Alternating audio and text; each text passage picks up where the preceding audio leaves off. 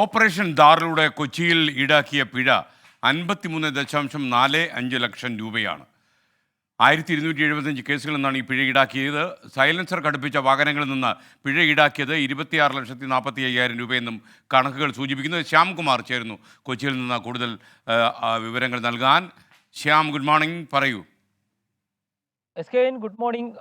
Operation Thar പ്രകാരം കഴിഞ്ഞ ഒരു മാസത്തിനിടെ മോട്ടോർ വാഹന വകുപ്പ് ജില്ലയുടെ വിവിധ ഭാഗങ്ങളിൽ നടത്തിയ പരിശോധനയിലാണ് നിയമലംഘനങ്ങൾക്കെതിരെ കർശനമായ പിഴശിക്ഷ ഈടാക്കിയത്. ഇതിലൂടെയാണ് 53 ലക്ഷം രൂപ പിഴയായി മാത്രം ഈടാക്കിയിരിക്കുന്നത്. ഇതിൽ പ്രധാനപ്പെട്ടത് അനധികൃതമായി സൈലൻസർ ഘടിപ്പിക്കുകയും അനധികൃതമായി ലൈറ്റുകൾ ഘടിപ്പിക്കുകയും മറ്റും ചെയ്യുന്ന കേസുകളാണ് കൂടുതൽ പിഴ ഈടാക്കിയിരിക്കുന്നത്. വാഹനാപകടങ്ങളുടെ പശ്ചാത്തലത്തിൽ ഹൈക്കോടതി നിർദ്ദേശപ്രകാരമായിരുന്നു ഈ പരിശോധന.